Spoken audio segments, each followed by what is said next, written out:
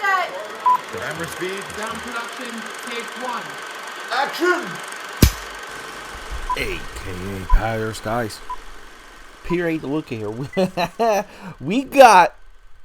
we got another themed series coming to you, and it's award. This is what they like to call award season, and for years I battled this, AKA Patters, and I want to say that I was even guilty. And we're just going right into it. Welcome back, Peter A. DeLuca, a.k.a. Pad the Film Buff, coming to you from Philadelphia, PA. More specifically, Center City. I'm less than a mile from City Hall, the historic City Hall. I love City Hall. I love walking by it. One of the most beautiful buildings on planet Earth. But guys, and we're just going. I battled this, and guilty, like previous years, I would say like this is maybe 2 years in the making, because previous years I was not really good in just keeping up with all of the new stuff, and the content direction for the AKA Pad Film Buff podcast revealed one thing. You guys like the new stuff, right? Like usually the episodes about new movies and streaming and cartoons and animation and all this stuff, right? The newer episodes do much better than, if I were to do a movie from 1986, for example. Now, some of those 1986, the older movies, like 1 in 10 might pop, okay? But relatively, all the traffic is the new stuff. So the last couple years, I dedicated in doing morning drops, new, so you guys could listen to it in your cars, or waking up, or you're taking a shower, you're scrubbing your buttholes out, and I'm there with you. Some of you guys are delivery guys. I think I know two of you, because are delivery guys, and I'm just saying two because I know two of you that reached out to me during the blackout of 2025. By the way, guys, thank you for that. But no, I mean, like this podcast does have a reach. We are, analytically, we are worldwide.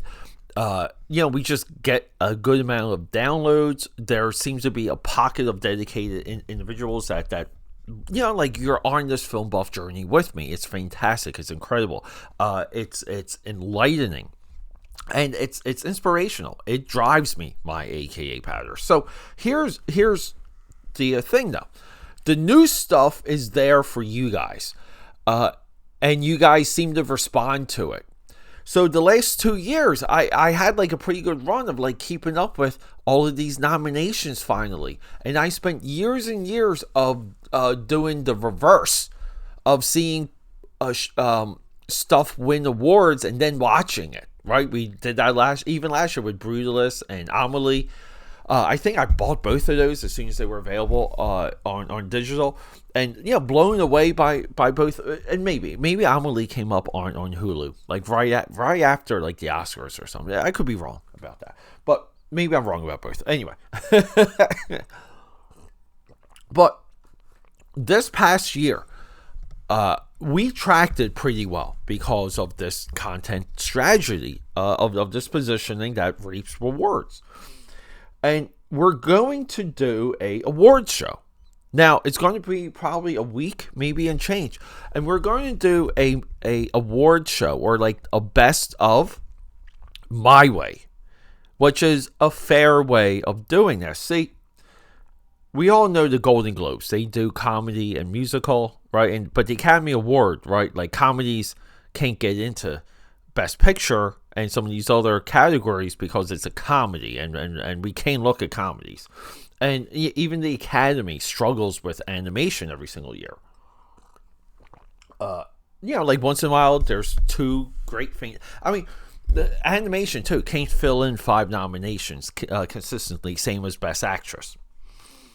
They treat Best Special Effects. Best Special Effects should be the one that gets 10 nominations. So the Academy, though, right, and we know some of their nomination processes now. Some of it is DEI and diversity, equity, and inclusion, and there's some of these let's just call it like red flags in the fairness of it, because we want meritocracy. Did I even say that? Like we want the best to win no matter what. And it doesn't mean sometimes they're political movies or movies that we don't like, don't agree with, or something we don't like. Oh, like I hate the French Revolution. We can't nominate Napoleon or something. I don't know. Like I hate croissants. Napoleon deserves nothing. But it's right. Like, so we do have a bias sometimes when it comes to film consumption, and that's just basic in culture overall, right? There's books we don't want to read. There's streaming shows we don't want to get into. Heck, the Tom Cruise Oprah stuff. You guys remember that? I mean, people still tell me they don't like Tom Cruise because of the Scientology, like Oprah stuff. And it's just like what, man? Like, just watch Mission Impossible: Dead Reckoning. Come back. Watch Top Gun Maverick and Few Good Men. Then come back to me.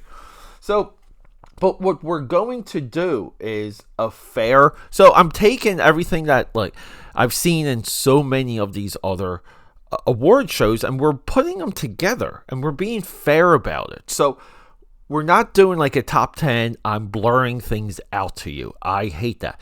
When anyone does a top 10 of the year, they are skipping over a lot of stuff, and they're not being fair to a lot of stuff. Because top 10, right? Like, what if you're doing like the top 10 films of the year? What if like 5 of them are a horror movie, like we had previously? We've had that for the last couple years, not this year. Or like science fiction movies or comedies, right? Or maybe like animation gets like a little bit of a boom period, and now, like, okay, wait. Well, some of the stuff was stream and some of it was theater. How do we look at it now? So we're looking at movies for movies. Like, movies are movies here. We're going to be fair and go through categories. The way these films are categorized. And why is that? Why is that? Well, because a lot of times films, and I believe every single time, they're made with an intent. They're made with a genre, Bruce Jenner, in mind. We're setting out to make a science fiction movie. We're setting out to make a drama. We're setting out to make this thriller. And that's what we're going to do. We're going to go through every single category: thriller, drama, animation, science fiction, horror. I think I even had a biopic in there. Like, we're going to go through the categories. I'm going to tell you what I think is what you should watch. See, these are the most watched movies, right? These are I can't even phrase it, but these are movies you should watch. That's it. And that's going to be like moving forward. Peter A. DeLuca's AKAPAD to Film Buffs, the films you should watch of 2025. Like, that's where we're going. And what the other thread that led to this decision is I was making a list of the movies that I have to record to bring to you guys, and so many of them were kind of like the best of their category. So I said, well, like okay, I don't want to do like a top 10 and like name a movie and then later talk about it for like the best of the year. I'm just going to, let's just talk about it for the best of the year. So we're also being fair in giving each of these films time on this podcast, time with you, going over what I know about some of the productions and how some of the performances ended up. There's other significant aspects of some of these movies. Like there's always like a little bit of a sandwich when it comes to film discussion. Some discussions have more lettuce and less bread, or less bread and more meat, or more sauce. That's like a lot of my approach when I talk about movies. So we're doing the films you should watch 2025 best of, aka Pad Film. And I'm so happy to, kind of be in this like flow state, this management flow state that really started in 2024, and we further perfected it and experimented with different ways of doing this in 2025. There's no category that I can't make a quick list of, and I feel like going by category is being absolute fair to the filmmakers. Because here's the thing, the independent guys, different intent, different outcome than the major independent guys, right? Like Fox Searchlight. Like, is that really independent? I don't even know. To the bigger widespread production. So we're being absolutely fair with the way we spread this out. Now, also along the way, we're going to get into other things like my most watched movie of the year, my discovered movie of the year, my bucket list movie of the year, where it's a film I had on my list for years and I finally get to watch it. And so we go through like some of that stuff. Some of these I have done episodes on previously, some of them I haven't. Now, along the way through this, I'm going to do my best too. We have cinemas to catch up on, Thanks Flicking, and the 31 Days of Dread. After we're done this, I might do a general dump run. Is that even the term? But you know, like you guys are just going to get a bunch of random stuff dropped on your lap, and that's going to really like clear out the inventory that we have for this podcast. While, you know, again, upcoming on stream, we have Tron Ares, we have Predator Badlands, all that is coming this week.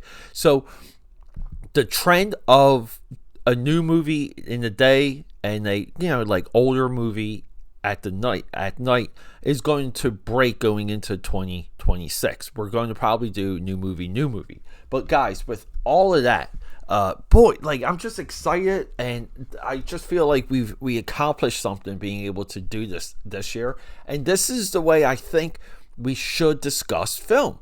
I don't like a top 10 list, and I don't like award shows that don't reach to all the categories. You know, like where some levels of film or some types of film are ruled out. That just seems unfair to me. So guys, 2026, we're going to get into the best of 2025. I love you. Rock 'em. Okay, that's a wrap.